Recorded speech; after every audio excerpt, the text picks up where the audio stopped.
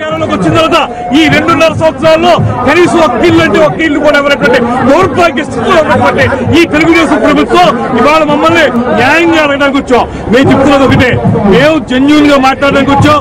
ఒక్క విషయం మాట్లాడుతూ మైక్ మాకేమన్నాం. ఇవాళ మైకు ఇలాంటి ప్రజాపదంలో కానీ, జన్మభూమిలో కానీ, గ్రామ సభల్లో కానీ పౌరులైన ఎవరైనా, మేము రాజకీయ నాయకులైన పక్కన పెట్టేయండి, మేము పౌరులుగా చెప్తున్నాం. పౌరులుగా మేము మాట్లాడడానికి, మా గ్రీవెన్స్ తెలియజేసుకోవడానికి మాకు సర్వ హక్కులు ఉన్నాయి. భారత రాజ్యాంగం ఒక పౌరుడుగా మాకు కల్పించింది. నేను ఎమ్మెల్యేగా అది అడిగాను. నేను పౌరుడిగా అడుగుతున్నానండి.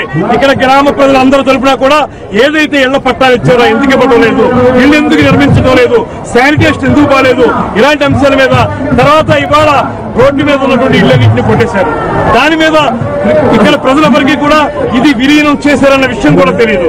ఇదే బుచ్చయ్య చౌదరి గారు ఊరు వాడ తిరిగి ఎన్నికలకు ముందు ఆయన చెప్పాడు, ఈ గ్రామాన్ని విలీనం చేయడము అనేటువంటి మాట చెప్పి ఇవాళ విలీనం చేసేసి కమిషనర్ గారిని తీసుకొచ్చి ఇక్కడ కూర్చోబెట్టి ఈ రోడ్డు మీద ఇళ్ళన్నింటినీ కూడా నిర్భాగ్యులైనటువంటి పేదల్ని రోడ్డు మీదకి ఇచ్చేసినటువంటి పరిస్థితుల్లో ఇది ఎందుకు చేస్తున్నారు మహాప్రభు? దీని మీద ప్రజలకు అవేర్నెస్ చెప్పండి అనేటువంటి మాట చెప్పడానికి మేము వచ్చాం. గొడవ పెట్టడానికి వస్తే ఇంతకంటే ఎక్కువ జనాభాని తీసుకొచ్చి వీళ్ళందరినీ తోసేయగలం. అది కాదు మా ఉద్దేశం. ఇక్కడ మేము న్యాయసమ్మతంగా వైఎస్ఆర్ కాంగ్రెస్ పార్టీ తరఫున ఏదైతే అన్యాయం జరుగుతుందో దాన్ని ప్రశ్నించడానికి వచ్చాం. దాన్ని మేము అడిగాం.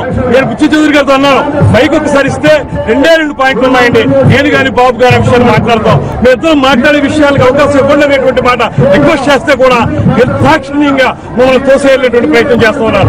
మేము తిరగబడచ్చు, కానీ ప్రజాస్వామ్య విలువ పట్ల మాకు వైఎస్ఆర్ కాంగ్రెస్ పార్టీకి నమ్మకం ఉంది.